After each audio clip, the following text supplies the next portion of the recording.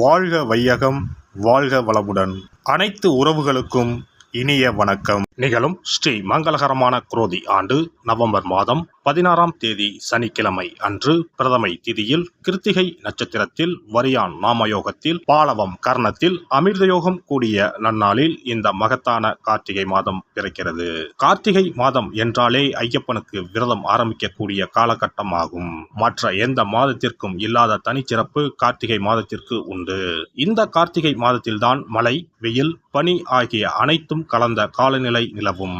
கார்த்திகை மாதத்தில் கார்த்திகை தீபம், சோமவார விரதம், உமா மகேஸ்வர விரதம், கார்த்திகை ஞாயிறு விரதம், கார்த்திகை விரதம், விநாயகர் சஷ்டி விரதம், முடவன் முழுக்கு, கார்த்திகை மாத வளர்பிறை, துவாதசி, துளசி கல்யாணம் போன்ற வழிபாடுகள் மேற்கொள்ளப்படுகின்றன. சூரிய பகவான் விருச்சிக ராசியில் சஞ்சரிக்கக்கூடிய கார்த்திகை மாதத்தில் சூரிய புதன் சேர்க்கையால் புதாதித்ய ராஜயோகமும், சூரியன் குரு எதிரெதிர் ஸ்தானத்தில் சஞ்சரிக்கும் போது சமசப்தம யோகமும், சூரியனுக்கு தனஸ்தானத்தில் சுக்கிரனின் அமைப்பால் வேசி யோகமும் உருவாகிறது. இந்த கிரக அமைப்பினால் உங்கள் ராசிக்கு இம்மாதம் ஏற்படும் சுபம் மற்றும் அசுப பலன்கள் என்ன என்பதனையும், அசுப பலன் ஏற்படுமாயின் ராசிக்காரர்கள் செய்ய வேண்டிய பரிகாரம் என்ன, வழிபட வேண்டிய தெய்வம் யார் என்பதனை பற்றியும் விரிவாக காண்போம். பிறக்கப் போகும் இம்மாதத்தில் உங்கள் வாழ்வில் வளமும் நலமும் செல்வ செழிப்பும் பெற்று வாழ்வில் உயரிய நிலையை அடைய எல்லாம் வல்ல எம்பெருமானை வேண்டி விரும்பி கேட்டுக்கொள்கிறேன். துலாம் ராசி அன்பர்களே, நீங்கள் அவசரப்படாமல் நிதானமாக எந்த ஒரு செயலையும் செய்தால் வெற்றி நிச்சயம். இந்த மாதம் எல்லா வகையிலும் நன்மைகள் உண்டாகும். எதிர்ப்புகள் விலகும். பணவரத்து அதிகரிக்கும். நண்பர்களால் உதவிகள் கிடைக்கப் பெறுவீர்கள். தொழில் வியாபாரம் தொடர்பாக சில முக்கிய முடிவுகள் எடுப்பீர்கள். வியாபாரம் தொடர்பான வழக்கு விவகாரங்களை தள்ளி போடுவது நல்லது. எதிர்பார்த்த லாபம் கிடைத்தாலும் பண தேவை ஏற்படும். உத்தியோகத்தில் இருப்பவர்கள் கூடுதலாக பணியாற்ற வேண்டியிருக்கும். மேல் அதிகாரிகள் உங்களுக்கு உறுதுணையாக இருப்பார்கள். குடும்பத்தில் ஏதாவது வீண் விவகாரங்கள் ஏற்பட்டு நீங்கும். கணவன் மனைவிக்கு இடையே திடீர் கருத்து வேற்றுமை உண்டாகலாம். உறவினர்கள் மூலம் எதிர்பார்த்த உதவிகள் தாமதமாக கிடைக்கும். பிள்ளைகளுக்காக கூடுதலாக பாடுபட வேண்டி இருக்கும். சகோதரர்களிடம் கவனமாக பேசுவது நல்லது. பெண்களுக்கு இந்த மாதம் பணவரத்து கூடும். ஏற்கனவே செய்த ஒரு காரியத்தின் பலன் இப்போது கிடைக்கும். திடீர் மன வருத்தம் ஏற்படலாம். கலைத்துறையினரை பொறுத்தவரை மற்றவர்களுக்கு உதவ போய் வீண் பிரச்சனைகளில் மாட்டிக்கொள்ளலாம். கவனம் தேவை. வாகனங்களில் செல்லும் போது எச்சரிக்கையாக செல்வது நல்லது. அரசியல் துறையினருக்கு எல்லா நன்மைகளும் உண்டாகும். மன துயரம் நீங்கும். சிற்றின்ப செலவு அதிகரிக்கும். மனதில் ஏதாவது ஒரு கலக்கம் ஏற்படும். காரணமே இல்லாமல் வீண்பழி சுமக்க நேரிடும். ஒதுங்கி சென்றாலும் கூட வலிய வந்து சிலர் சண்டை போடலாம். கவனமாக இருப்பது நல்லது. மாணவர்கள் எதையும் ஒரு முறைக்கு பலமுறை யோசித்து செய்வது நல்ல பலனை தரும். நட்சத்திர பலன்கள். சித்திரை 3, 4ஆம் பாதங்கள். இந்த மாதம் அடுத்தவர்களிடம் பேசும்போது யாரை பற்றியும் விமர்சிக்காமல் இருப்பது நன்மையை தரும். பண வரவில் தாமதம் இருக்கும். மாணவர்களுக்கு கல்வியில் பின்தங்கிய நிலை மாற கூடுதல் கவனத்துடன் அதிக நேரம் ஒதுக்கி பாடங்களை படிப்பது அவசியம். சுவாதி நட்சத்திரம். இந்த மாதம் பணவரத்து கூடும். ஆன்மீக செலவுகள் உண்டாகும். காரிய தடை தாமதம் விலகும்.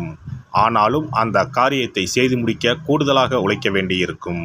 அந்நிய மொழி பேசுபவர்களால் உதவிகள் கிடைக்கும். வசிக்கும் இடத்தில் மதிப்பும் மரியாதையும் அதிகரிக்கும். விசாகம் 1, 2, 3ஆம் பாதங்கள். இந்த மாதம் தொழில் வியாபாரத்தில் முன்னேற தேவையான வாய்ப்புகள் கிடைக்கும். தொழில் போட்டிகள் விலகும். தேவையான நிதி உதவி கிடைக்கக்கூடும். உத்தியோகத்தில் இருப்பவர்கள் உற்சாகமாக பணிகளை கவனித்தாலும் அலுவலக வேலைகளில் தாமதம் இருக்கும். புதிய வேலைக்கு முயற்சி செய்பவர்களுக்கு சாதகமான பலன் கிடைக்கும்.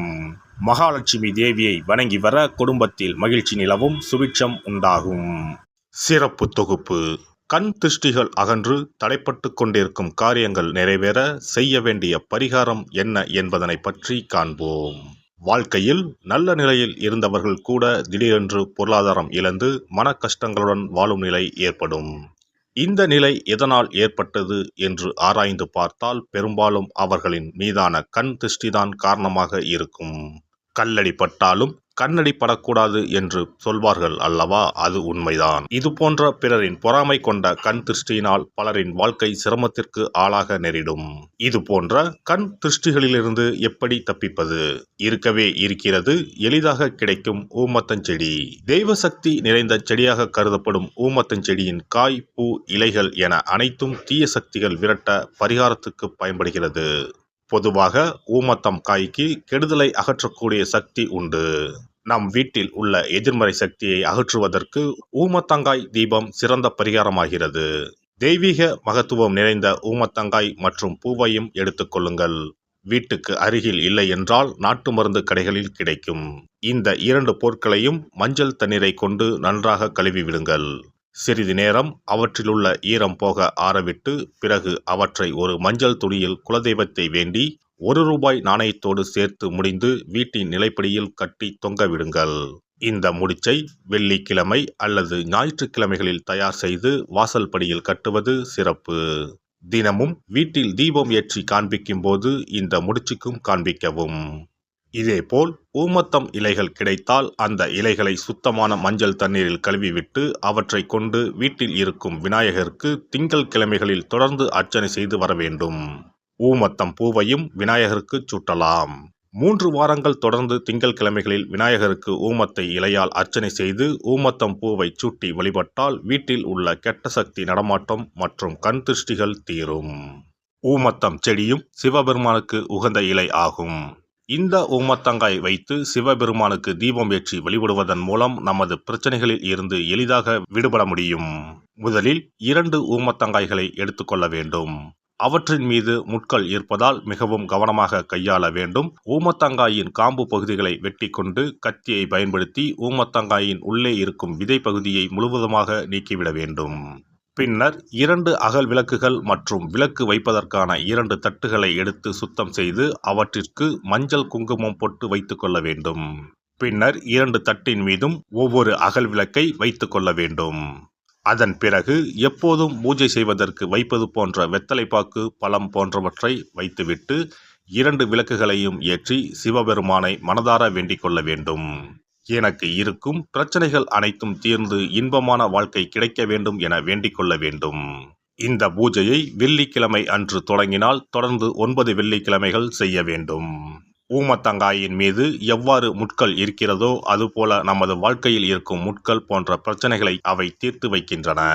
இந்த பூஜையை நாம் தொடர்ந்து செய்து வருவதால் நம் மீது இருக்கும் கண் திருஷ்டிகள் அகன்றுவிடும். தீராத துயரங்கள் தீர்ந்துவிடும். பணம், நகை நம்மிடம் பெருகி வரும். சிலருக்கு கையில் சுத்தமாக பணம் இருக்காது.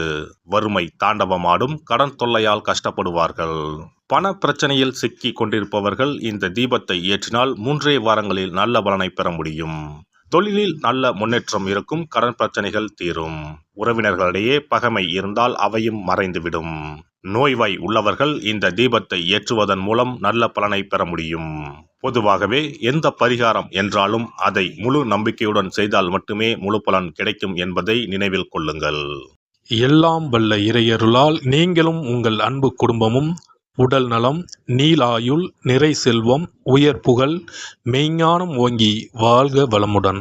இந்த வீடியோ பதிவு உங்களுக்கு பிடித்திருந்தால் லைக் பண்ணுங்க, கமெண்ட் பண்ணுங்க, ஷேர் பண்ணுங்க. மறக்காம சப்ஸ்கிரைப் பண்ணுங்க. பக்கத்துல இருக்கிற பெல் பட்டனை கிளிக் பண்ணுங்க. நன்றி, வணக்கம். ஓம் நமச்சிவாய. சிவாய நம.